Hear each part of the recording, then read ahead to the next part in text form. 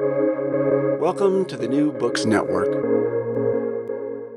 Hello, and welcome to New Books in Performing Arts. I'm Andy Boyd. Today I'm talking with Gerry Smyth, author of the book Sailor Song, The Shanties and Ballads of the High Seas. I gotta say, just saying that title makes me excited. It's fun to say. So you're originally from Dublin, is that right? That's right, yes. I grew up in Dublin and I lived there until I was about 20. Um, And what was the kind of musical environment of your youth? it was a mixture, really. It was a mixture of a kind of folk boom in and a boom in Irish traditional music, which had really partook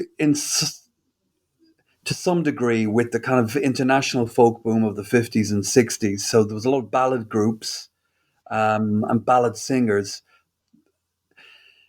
Traditional music was coming into its own then as well. It was kind of almost becoming like a popular music. There was lots of people listening to it, lots of people making it, and it was a wonderfully kind of vibrant time for that. And it's maintained a very high profile in the Irish musical landscape ever since. But also, Ireland felt very strongly the kind of wave of post rock and roll popular music in the 60s and 70s. It took to 1960s rock and kind of subsequently punk and so on very strongly. So there was a lot of bands around, and there was a lot of different kinds of music to listen to. So it was great, really. And were these folk songs that you're talking about, that having this kind of folk revival, were these kind of music that everyone would listen to, or was it kind of a specialty aficionado music? No, no, everybody would listen to it. Obviously, the pub culture was very strong, so a lot of pubs were music pubs, and there would usually be a combination of um, traditional music um, plus ballads. So people would listen to those, and it was quite. There wasn't that much kind of specialization, which I've kind of discovered subsequently, where people will only listen to one genre or one family of popular music. People would listen to the whole kind of gamut of styles and genres. So it was very popular, and it sold fair amounts of music. But its real strength was in the community, everywhere, all around the country, in pubs, usually 7 nights a week. You would find people making and listening and enjoying this kind of music. So that sort of set you on your path from a pretty early age, more or less. Is that right? Yeah, yeah, that's right. Yeah, we were listening to obviously music in schools, and then there was a lot of music at home. My father was a good singer. My brothers and sisters were into. They were all older than me, so they grew up listening to Beatles and Stones and everything from the West Coast in America. They just kind of so I when I kind of started listening to music seriously, it was all there waiting for me. Were you listening to the sort of like British folk rock stuff of the 70s that came after that? Fairport Convention and groups like that? Not so much then. I was listening to a lot of Irish folk in the 70s. As I said, the folk revival had really caught on, and it had become kind of like a popular music. It had quite a following amongst teenagers. People would listen to it, and they got into the whole culture of who was playing with whom on what album, and Mm-hmm. whose version of a song was kind of more authentic than another version, and so on. Subsequently, I got into the whole the British end of it. I started listening to that. So subsequently, when I became a kind of scholar of popular music and realizing what an important contribution it had made to the evolution of popular music in the late 20th century, both in the UK and Ireland, but also in America to an extent. Mm-hmm. So how did that happen? How did you become a scholar? I mean, you've talked about kind of growing up with this kind of very rich musical environment. When did you decide, hey, I think my way into this is going to be not only performance, but scholarship? It's a kind of strange story, really. I mean, I played in bands in Dublin, in my late teens. We were completely contemporaneous with U2, for example. And, we shared a number of performance venues with them. And there was a very vibrant scene all around Dublin. Um, but when I kind of realized that I really wasn't going to crack it big, I moved into the more commercial end of music, and I became a kind of pub singer, stroke folk musician, stroke cabaret singer. I worked in Spain for about 5 years, just after it was coming out of its kind of post Franco period in the 80s. And then when I came back to Ireland, Ireland was a mess in the 1980s. It was economically a mess. So, like many other people, I had to move to the UK to make a living, carried on playing music and so on, but eventually got into academia as an English scholar, my other great love being kind of reading and books and so on. So I'd worked on that for about 10 years, starting to make a kind of career as an English scholar, as a researcher, writing articles and books and doing lectures and so on. And then I got to about my early 30s and I thought, you know what? There's not enough music in my life for somebody who it used to be the be all and end all. Listening to music, finding out about music, talking about it with friends and so on. It was the major kind of, it was the major currency within which, myself and my friends traded, the major cultural currency. So I kind of made a conscious decision at that point that I wanted to kind of find out about my own musical history.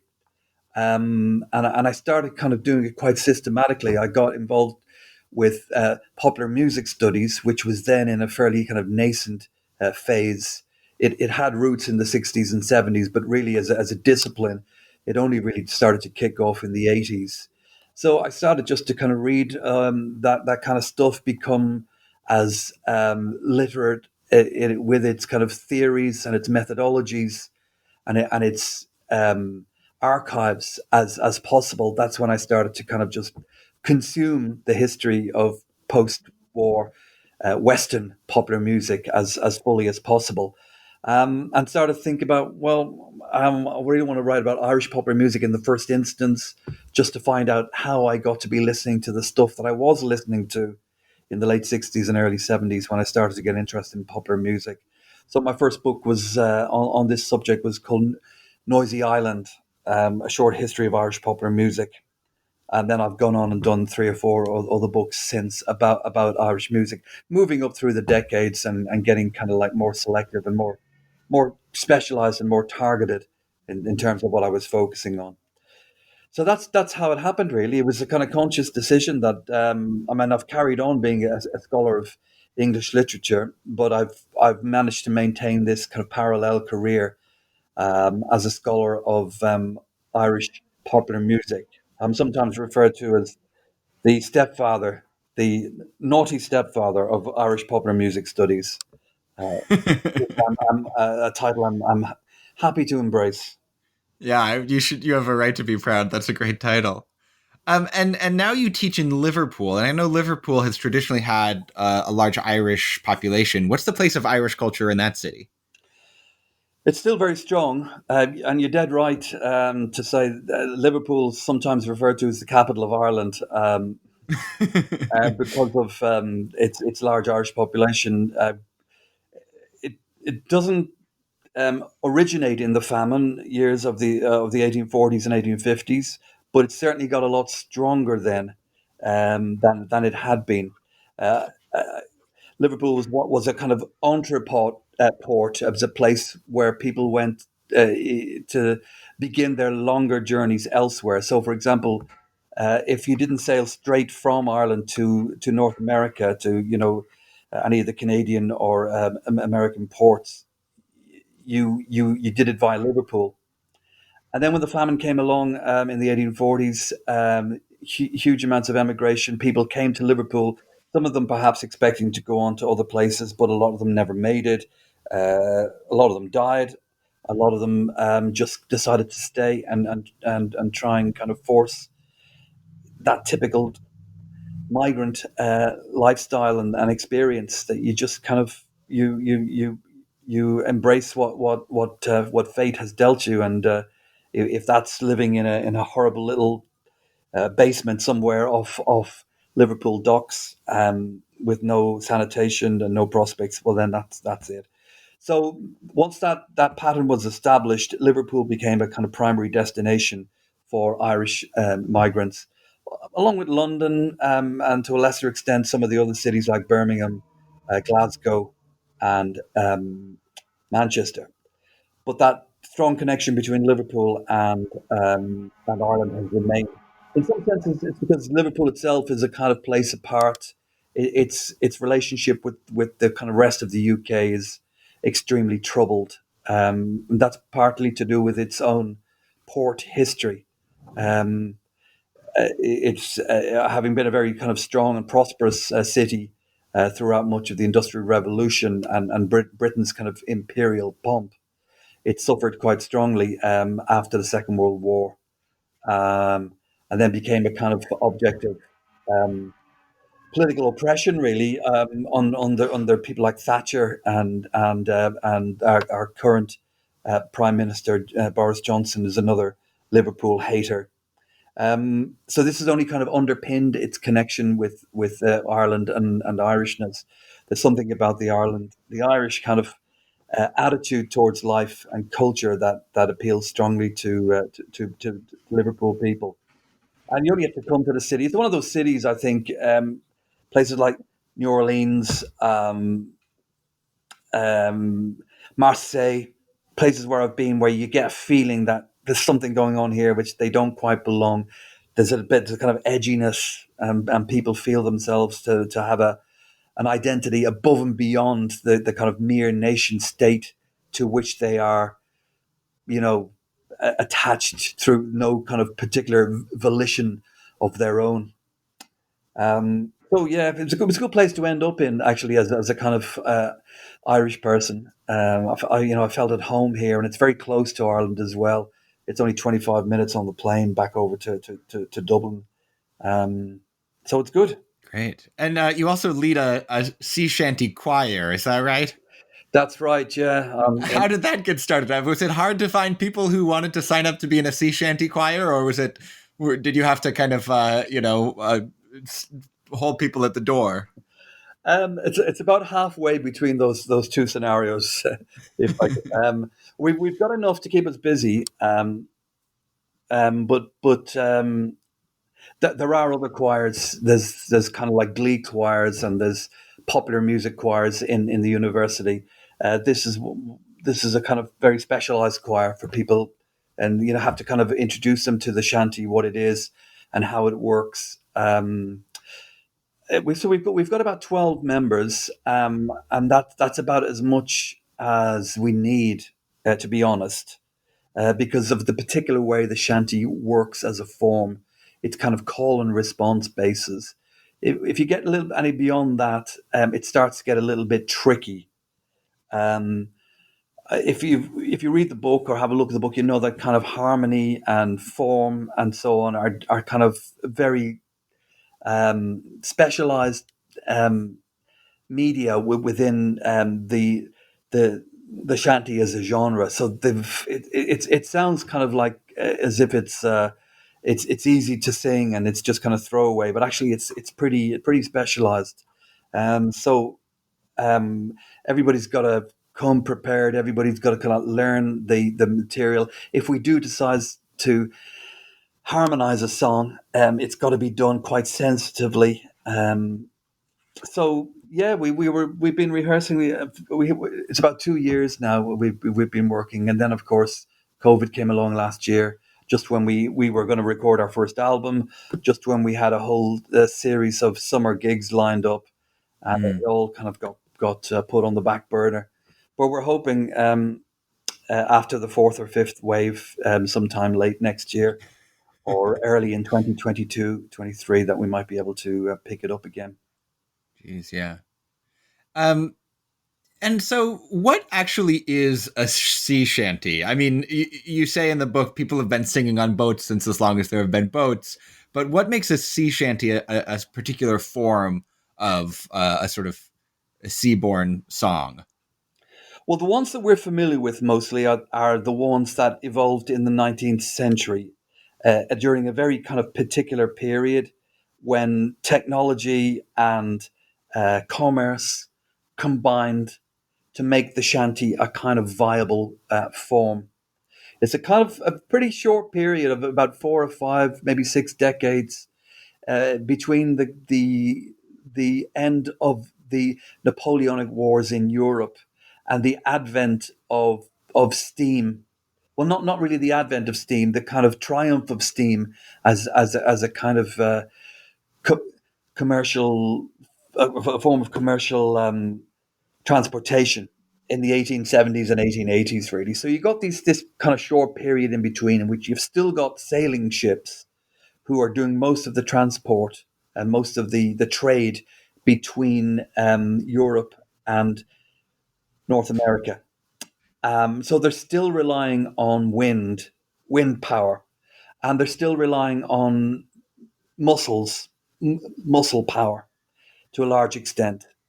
Um, Now, the shanties evolved in order to expedite the ability of relatively small crews which were by and large too small for the job of work that they'd been employed to do. But it enabled them to undertake the work successfully.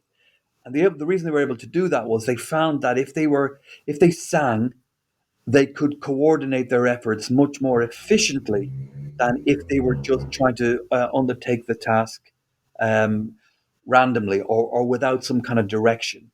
So it's almost like an orchestra. You listen to an orchestra, anything from 40 to 80 or 100 players, and you think, what's this guy doing out in front with a little baton, waving it around and kind of pointing it at various people at various times? Well, he or she is the kind of conductor. They're the ones who are enabling it all to kind of happen and successfully, and in order to kind of nuance it properly. Well, the same kind of principle to an extent um, occurs in with the shanty. The shanty itself gives the workers a kind of a model to work to. It gives them a kind of rhythm or a beat that enables them to undertake the work kinetically and efficiently, much more than would otherwise be available. And also, kind of singing, at works gives the group an identity. It enables them to sing about things that they like or interested in, usually very bawdy things at this time. It is a pleasure in singing that obviates boredom to an extent. So it's got a whole load of kind of positive features, which meant that it was kind of likely in some ways that it would evolve. But then it once steam comes along, I should mention, by the way, that the shanty really only prevails on the commercial vessels, the navies of the nation states like the United States and Great Britain and France and so on. They wouldn't allow shanty singing, and that's an interesting in itself. I think that why they wouldn't. They use a system of kind of calls and whistles and orders in order to kind of create the same effects that the merchant vessels were using through singing. But then when steam comes along and a different kind of mode of work comes into place, the shanties hang on. Really, they hang on into the early 20th century, really up until almost the advent of the Second World War. But they're kind of like losing their kind of purpose to some extent. Um, anyway, that's my understanding. Yeah, great. One. So you mentioned that these were on merchant ships, not on military ships. I think sea shanties are often in the popular association associated with pirates. Is that a historically accurate connection? No, no, I don't think so. I don't know if the pirates may have. I mean, piracy is a hugely interesting and important phenomenon of um, the modern Atlantic, well, not only Atlantic, but certainly in the Atlantic development. And there's been some kind of wonderful research undertaken. Um, I'm not sure of the extent to which singing would have prevailed or would have taken place on the pirate ships themselves. There's some evidence from some of the research that I've read, not that I've undertaken myself, that there was a certain amount of singing. Because if you got multinational crews together, one of the ways in which they could communicate was through the development of a kind of patois or a kind of um, bastardized language made up of bits and pieces from all the kind of dominant prevailing languages of the period. And one of the ways in which they could have done that was through singing. But I'm not sure that singing kind of performed the same function for the pirates as it would have done for the commercial vessels plying the Atlantic in the years after 1815, where it had a very specific focus, which was to get the work done as efficiently as possible in order to get you over the other side with your cargo and to pick up your cargo and get back home again as quickly as possible, and so on, and to keep the whole thing greased and running as quickly and as efficiently as possible. Um, I think we got our kind of notion of the pirates singing from the movies to some extent. Sure. Yeah, from the like the Pirates of the Caribbean and so on, which is good fun. But it's an interesting question. One of the things that I really found interesting in the book was how international this song form was. I mean, there are lyrical references to Hong Kong, to Chile, to Australia in the songs, but also musically, you mentioned that there are a kind of musical combination of African American work songs with Irish ballads, with English folk songs, that just this kind of incredible mixture of different styles. Could you talk a bit about kind of the that element of these as almost a kind of soundtrack to early globalization? Yeah, I think it's one of the things I find most interesting and most appealing about the shanties is that in some senses they give the lie to the evolution of the nation state and the idea of kind of national culture that shadows it and that in some senses has been responsible for so much of the kind of um, problems that the modern world has experienced. That the idea is that it's very much a kind of melting pot of kind of races and cultures and languages bashing up against each other and finding ways to kind of accommodate to each other um, and to kind of get on with the job, whatever it is. The pirate culture that we were talking about a few minutes ago is in some senses a riposte to that drive towards the nation state, which in some senses characterizes the modern world uh, after the 17th century. Um, and it's kind of relentless pursuit of the essence of what it is that we do here that they don't do over there. How we Mm-hmm. speak here, and how they don't speak over there, and so on and so on. I think the the shanty is almost like a kind of aesthetic in this respect. It's kind of like this sounds terribly pretentious, and I don't really mean it seriously, but it's kind of like postmodernism avant la lettre. It's a place where you don't go to find the truth or a kind of coherent narrative that will take you from a beginning through a series of issues towards an end. It's really just a kind of series of fragments. It's a much more fragmented experience, and it's a much more kind of macaronic bits and pieces, speckled experience. So that's why it's not kind of that unusual to find, for example, in a shanty, to find an African American, an Irish, perhaps a European, perhaps a Native American influence, all kind of like mashed into to one, one version. This is the other thing, of course, about the shanties is that they resist the notion of a kind of finished text, which in some Hmm. senses is the kind of parallel of the nation state. Because just as the nation state is kind of aiming for completion and kind of coherence, the analog of that is the kind of text which is kind of sufficient unto itself. And of course, the shanty is definitely not that. The Right. shanty only exists in the form in which it's been sung on any particular occasion. So the shanty kind of resists the notion that we can kind of get to the original and there it is. But that's not the case at all. When we do start looking, focusing in on particular versions, that's when we find all these different influences, and it takes us back through history to kind of consider what was the occasion upon which this influence made itself felt on this particular song.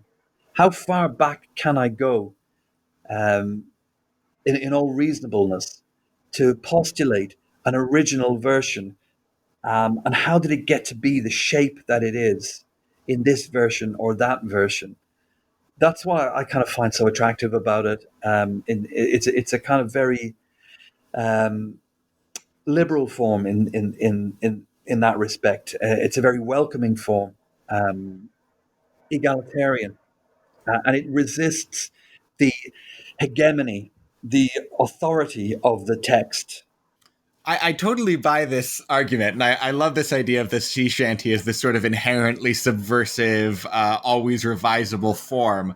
Um, but that is difficult for you because you did publish a book that includes texts and music for dozens of sea shanties. So how did you decide? I mean, obviously you want to kind of preserve this sense of multiplicity, but you also want to provide versions of these songs that can be, analyzed and sung and enjoyed. So how did you kind of negotiate that tension in putting together this book? It's a good question, and it's something that I address in the book itself.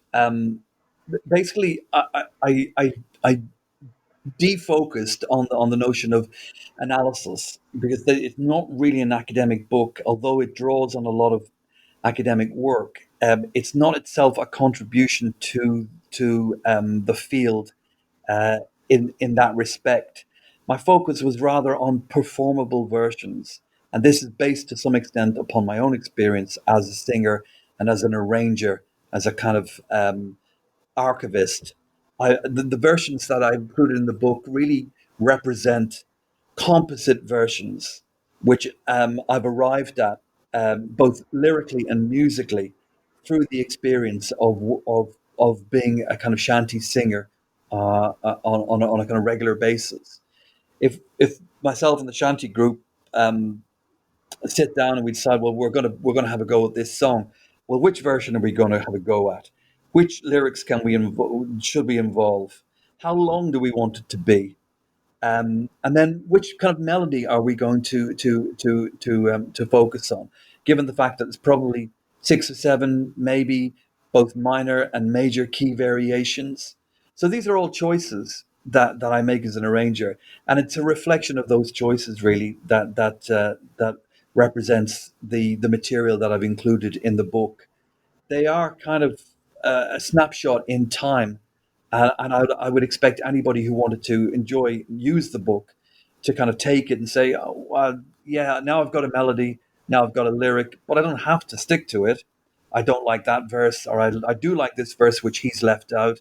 I don't like this melody version, or I don't like this variation on the third line of the chorus. So, whatever. So in that respect, it's a kind of user manual rather than a contribution to knowledge, and that's how I would like it to be used. I would like people to kind of take it away and maybe form their own bands or do their own recordings or whatever, so that the tradition is remade and developed in the light of what their interests and concerns and predilections are. One of the things that I really enjoyed about the book, kind of talking about how it's meant to be used, is that it's just a beautiful book to flip through. You have all of these beautiful archival images, and you also have original images that were created for this book by an artist whose name I have written down, Johnny Johnny Hanna. Hanna. Yeah. Just gorgeous, very cool, almost kind of tattoo like illustrations. Could you talk about that process of collaboration, kind of how those images came about and how you decided what archival images you wanted to present alongside the text of the book? Well, it's very much a uh, collaborative effort in that respect. That I was contacted by the British Library in London, who have their own publishing wing and publish about 50 books a year, based on their obviously very large holdings. They've got basically the whole of human knowledge is there. They have access to Western knowledge by and large, but it's all there. So they contacted me and said they had this huge archive of images, and they wanted to try and start producing a book, or perhaps a series of books based on that material. So really, they left it to me to write the text. So I chose the songs, I wrote the introduction, I wrote all the connecting parts, the 10 kind of inter chapters, looking at different aspects of the tradition. Once that was completed, late in that process, I sent the material to them, at which point they started working on sourcing the photographic images from the 19th and early 20th century. Johnny Hanna had already been recruited at this stage. He'd been identified as an artist whose style would be very sympathetic to the text, as envisaged by the general publishers at the British Library, because he'd done a whole series of works. So then they sent on the material to him. He obviously read the material quite closely, and he started working on producing images that spoke to um, the words that I had already written and the lyrics that I'd already included in the 40 shanties and the 10 ballads. So really, I didn't see anything of the photographs or the paintings until quite late in the process, and it was left to a kind of design editor to find the most sympathetic and effective way of bringing the three different parts of the book together. Mm. Then I had a look at the late galley proofs and made some suggestions as to text, font, and layout, and so on. But by that stage, it was all kind of it was mostly done. And I think, like a lot of people, I was absolutely charmed by the paintings and the photographs. I think they sit together with the text really, really well. And as you mentioned, it's just a pleasure. I hope people will read it cover to cover, but it's also a book in which you can dip quite kind of effectively and pleasurably, and just read one or two of the entries and look at the images. I describe it to my wife and my children as a happy book. It's the kind of book I would have liked to have myself as a child, because it would have been a place where I could go that would set me dreaming of places around the world, and perhaps feed a kind of nascent love of music. Yeah, absolutely. I could see this being a very interesting book to sort of a certain type of 8-year-old boy. Yeah, I hope so. I hope so. Yeah. I should mention, Um, by the way, the British Library, they're currently considering another volume. This will be a couple of years' time, 3 or 4 years' time, and a kind of similar style, but one ostensibly or initially based around the notion of Sailor Town. Sailor Town is what I mm, write about in this current book, Sailor Song, a little bit. It's about those areas of the port cities which grew up, developed to service the sailor industry that was associated with them. So usually the kind of fairly racy areas close to the waterfront. And you can think of San Francisco and Boston and New York, as well as around the world. Liverpool and Sydney and Singapore and all those other places. So the British Library are currently considering a book on that subject.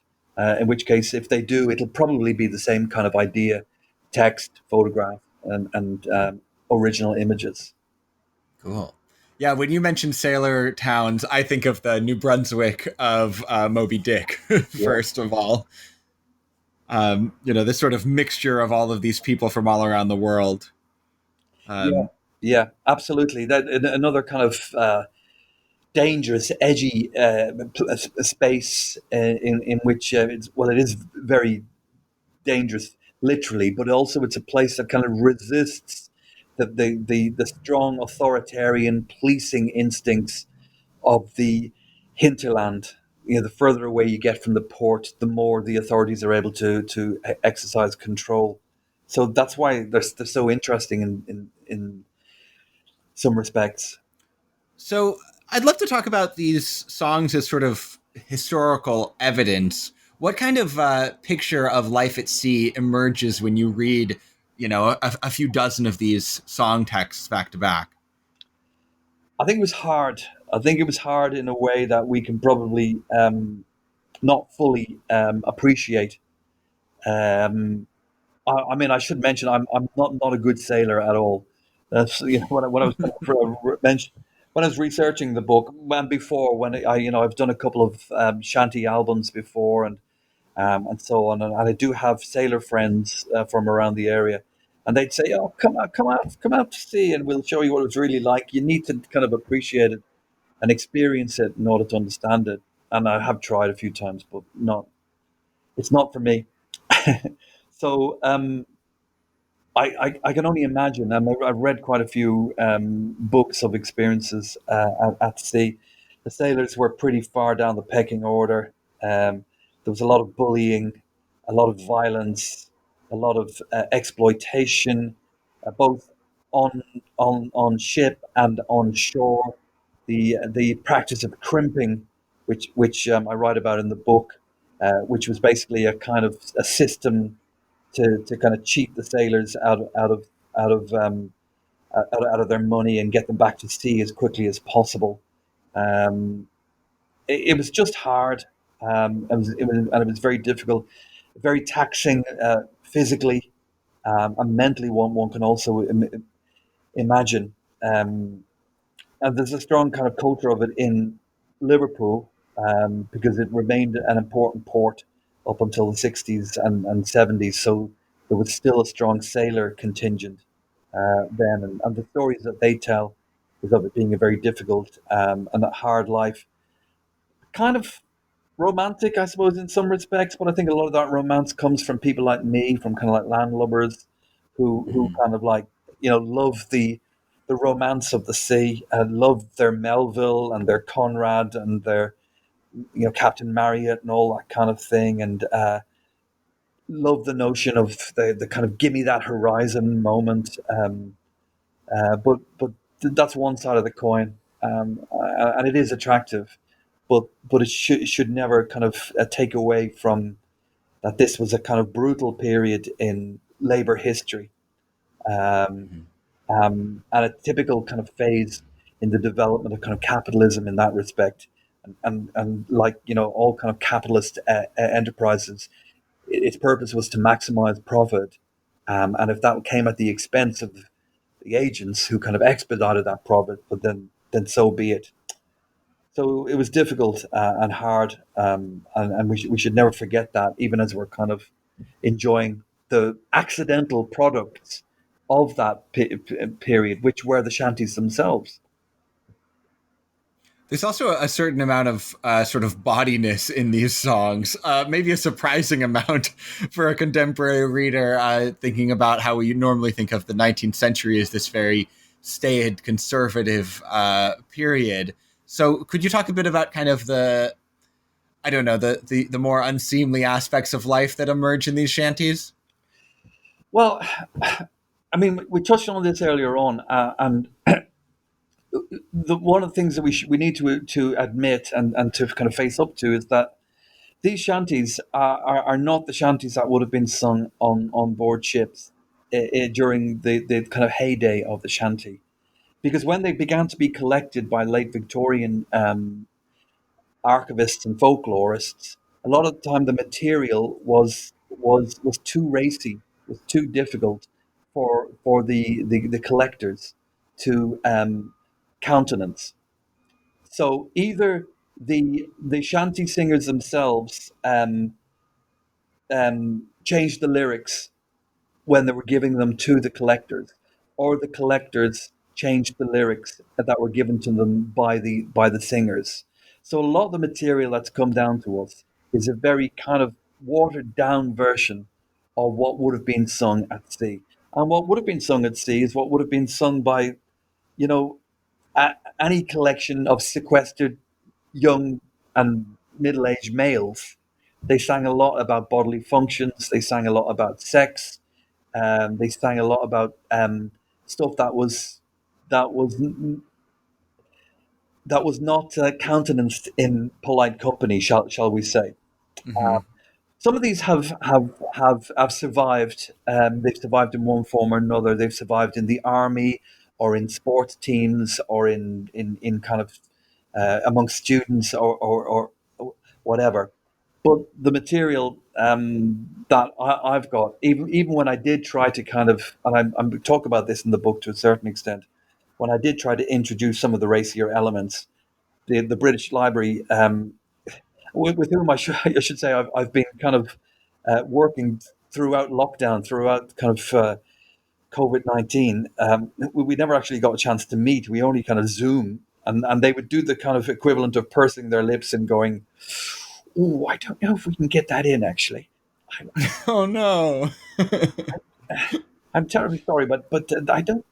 So I'm kind of all the time having to kind of say, and that they did include a an apology at the beginning of the book, to the effect that um, whilst it would be impossible and misleading to present a history of sailor song without some reference to this language, the examples in this volume have been limited and each fully contextualized. The archaic and unacceptable views expressed in a small number of the song lyrics do not represent the opinions of the British Library or those of the author. There's obviously there's a lot of racism, there's a lot of sexism, there's a lot of stuff that's kind of categorically repugnant to us today, and rightly Hmm. so. But at the same time, it's not an accurate reflection of what these people would have been doing at this time. So the problem for an editor is to try to reclaim a kind of positive relationship with the material, while all the time signaling that they evinced attitudes and articulated opinions that are not the same as ours today. I think most people would kind of accept that. They would Sure. understand that people, even perhaps well-meaning people in the past, uh, use terminology and language and so on that is just not acceptable to us today, for reasons that we're all familiar with, and that are absolutely still developing. Right. I think it's sort of funny that they felt the need to like explain, oh, that these 19th century lyrics that were sung on board sailing ships don't reflect the opinions of an editor at the British Museum in 2020. Like that is, yeah, I think most people understand that the past was a different country. I hope so. Yeah, yeah, yeah. I can't. There are other examples which I can't find at the moment, but certainly some of the language, it always comes in with inverted commas, and hopefully people will understand that the book itself is a kind of safe space that we go to observe the culture of the past rather than to kind of endorse it or try to reclaim it. Hmm.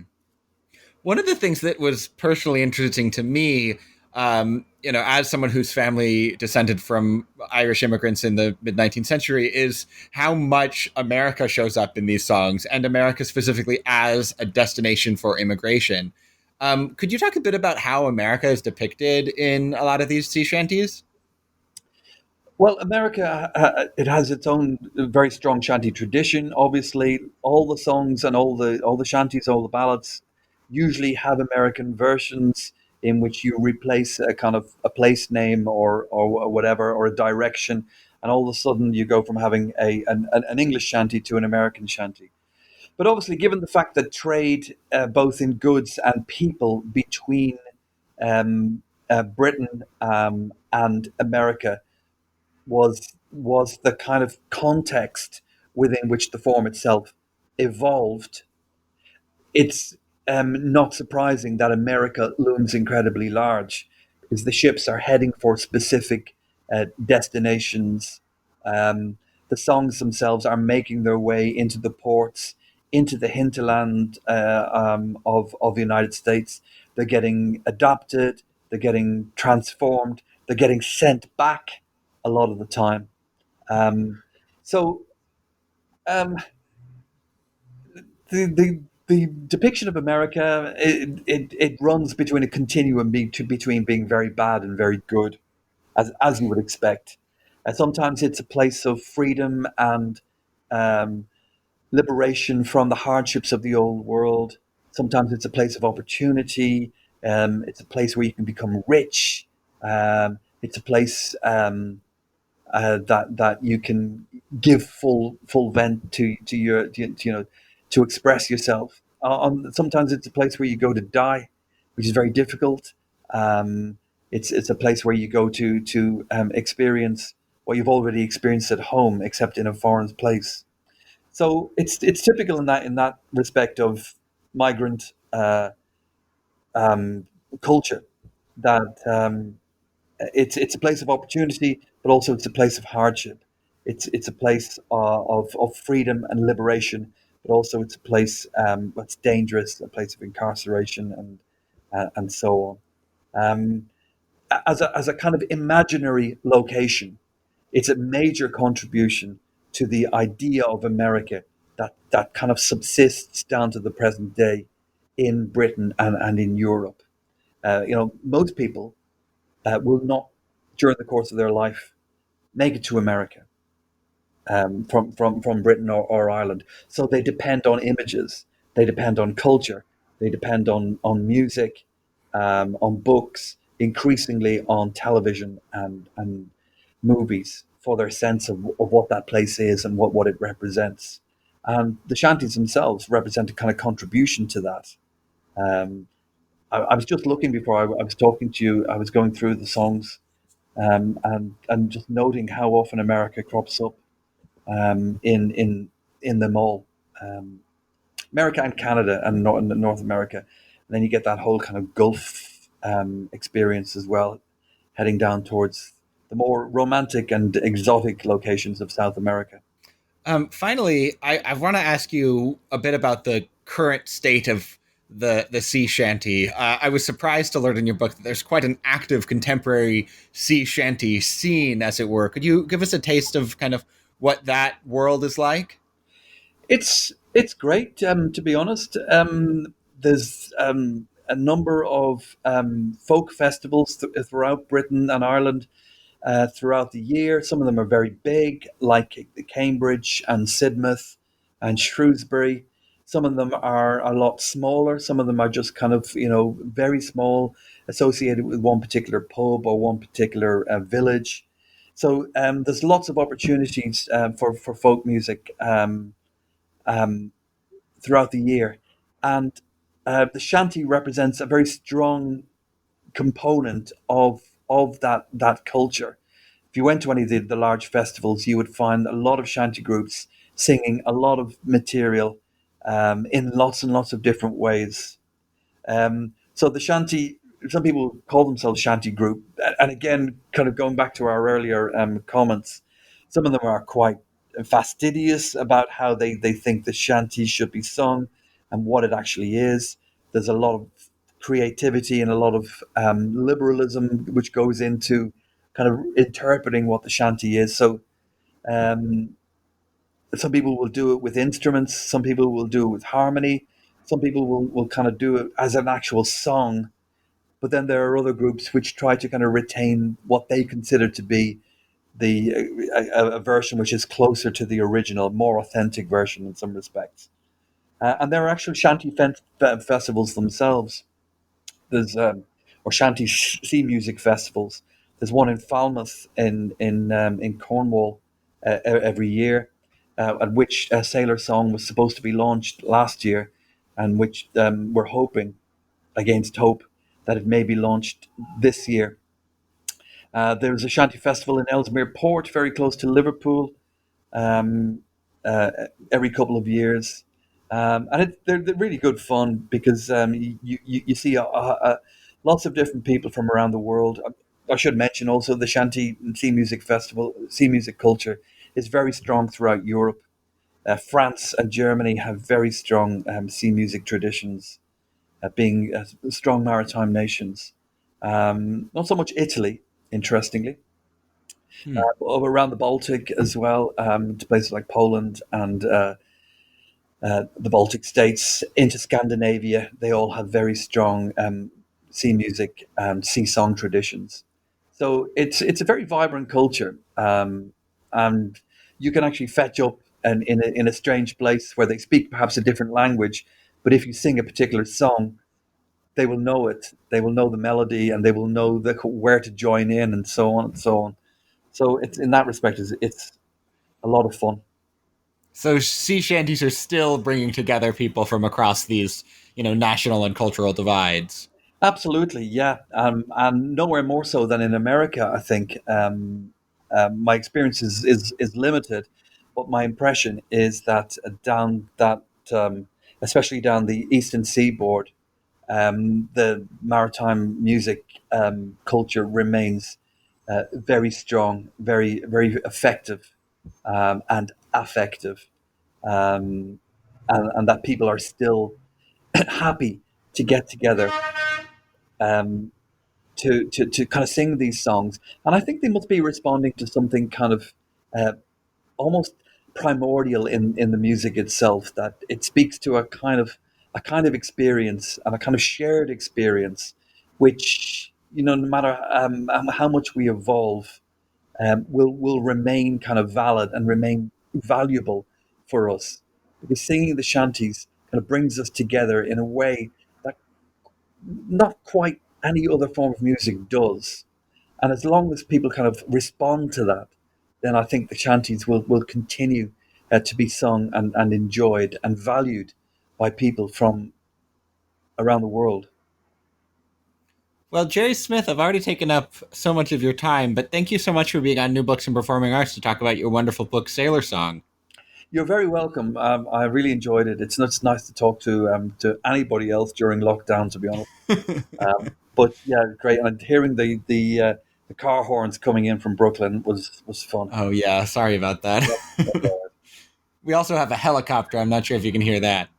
No, no, I didn't catch that quite so much. Okay, that's good. All right, take care. Okay, Andy, thanks very much. Great to talk to you.